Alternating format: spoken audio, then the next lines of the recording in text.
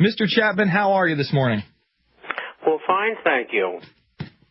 No, I want to talk. How are you? I am good. I want to get into this FDIC talking about their own bailout, just putting up a list of the top 400 banks that are toxic, that these banks aren't going to be around much longer. I mean, what is your take on this? Well, my take has been for about 2 years ago, I projected that out of 8,400 banks, that approximately 40 to 50% would go under.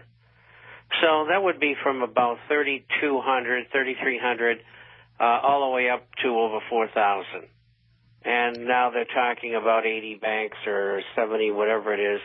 And, what they've been doing on the side is absorbing smaller banks, particularly little ones, into the big banking system, and they're not telling anybody about it. So, the XYZ Bank in Littletown, America, had a sign change last week to ABC Bank of New York or something. And people say, well, as long as my money's safe, I don't care. One of the things that is to go along with that is that the FDIC doesn't have any money. And interesting the way they get their money. They get it from the banks. The banks pay it into the general fund, and then as the FDIC uses it, they request funds from the general fund, which are meted out to them. Medicare and Medicaid and Social Security do the same thing.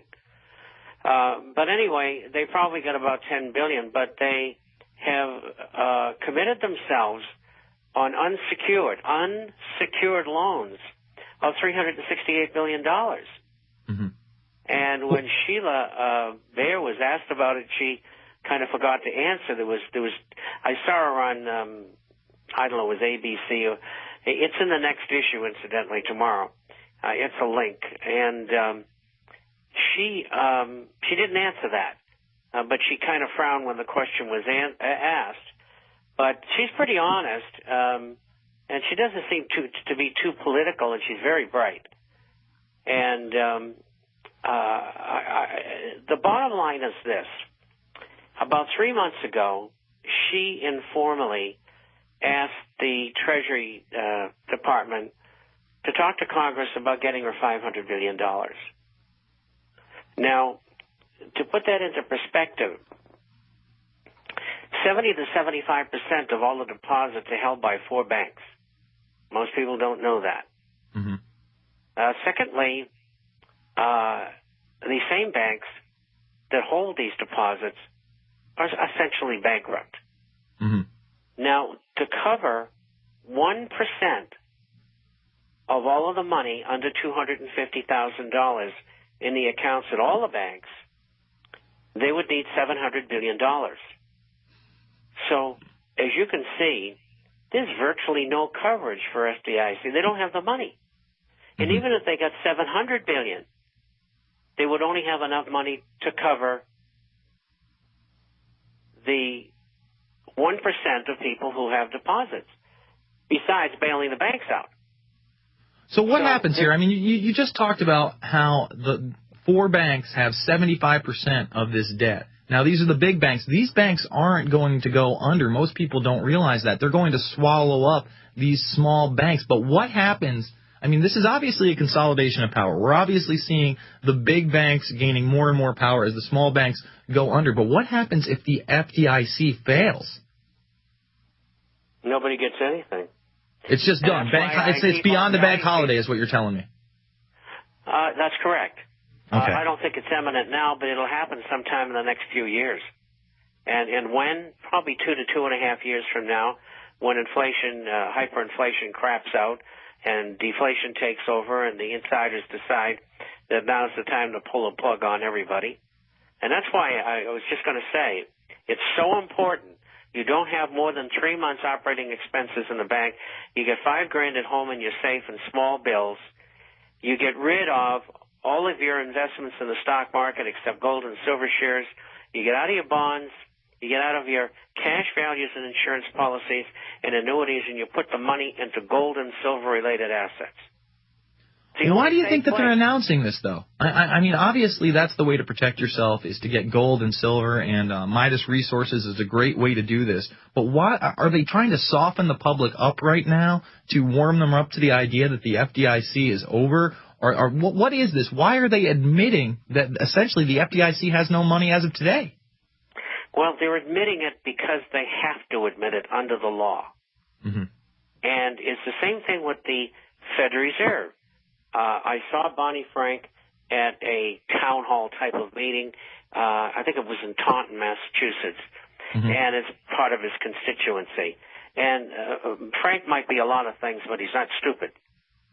And he said at the very end of the conversation, because somebody asked about 1207, the bill to investigate and audit the Federal Reserve, he says it will be passed next month. Really? He actually admitted that this bill is going to go through the Senate. That's interesting, because I don't know if you saw the clip of Geithner being asked about 1207 and auditing the Fed, but he just parrots the same exact talking points that Bernanke parrots, that this can't be political and that the Fed is already transparent and it has oversight by Congress. But then if there's so much oversight by Congress, how did this bill, 1207, push through Congress so quickly?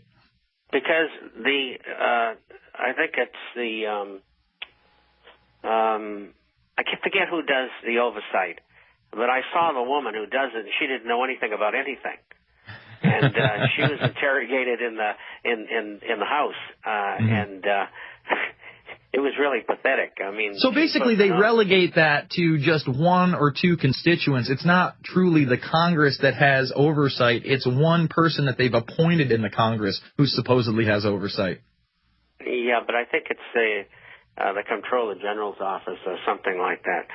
But anyway, the point is this. I think they're going to try to change the bill so it's not as onerous. And we'll see. But we're going to get action. And it could be a major turning point for us. And the exposure of what people are doing and within the Fed and the connections. And we'll get to it all. And this is the most important thing that the Fed that the elitists have, and it's the Federal Reserve. And in any way that we can block it from doing what they're doing and take power away from them, it gives us a better chance of overcoming the problems we've got. We got to stop them from telling the banks, lend as much money as you want, not 8 to 10 times, 50 times, and they did. And that's why we got the problem. And they're the ones who are supposed to be solving when they cause it in the first place, and we get to pay for it, $23.7 trillion. And that was last month's number. Do you foresee some kind of a similar bailout for the FDIC, somewhere where they announce that we are going to loan the FDIC, $700 billion or $1 trillion, and then that money will again multiply beyond what we can even comprehend? Is that what's going to happen with this? Absolutely, without a doubt. Well, what do you think that they're going to announce? Are they going to say, well, we're going to give them such and such money and then just allow them to print carte blanche as much cash as possible? Where do you see this going? I mean, is this going to be in the House? Is this going to be an emergency a week from now?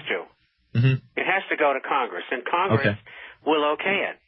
It's just like if they want to have a second program for stimulus, and they want $1 trillion or $2 trillion or whatever they want, Congress will pass it. It's unbelievable to me. It's better than having a depression. They just don't want to have to face the music like everybody behind the scenes, all the bureaucrats from the revolving door out of Wall Street to Washington. Do you imagine that they're going to, pull something similar to the way that they did last year, where they just say, look, it's over, and then all of a sudden, if you don't pass this, guys, martial law is going to happen in the United States? Are they going to be threatening congressmen again? I mean, are we at that level? I don't think they'll have to. I think they'll pass it anyway. And if they don't, or if they're not going to, then they will take out the sharp knives and say, look, everybody in your constituency is going to be unemployed because the real unemployment, whisper, behind the scenes is 20.8% right now. Let's say it was right now. And your constituency is going to be around 32 to 35% in about 6 months. Now, do you want to pass this thing or don't you? Well, let's talk about that. What is the unemployment rate? Because we're seeing in mainstream reports it's somewhere around 10 or 11%, but that has got to be a lowball number. 9.4. Look, this is the way it works. They produce the short-term unemployment is 9.4%. The long term from 1990 is U3, and I won't even go into that. But U6, they quote occasionally, and it's an official government figure. It's 16.8% unemployment, including short-term unemployment, people no longer getting checks from the state, people who are discouraged, and people who are working part-time. And a lot of people working part-time because the average work week is 33.1%. You put them all into U6, plus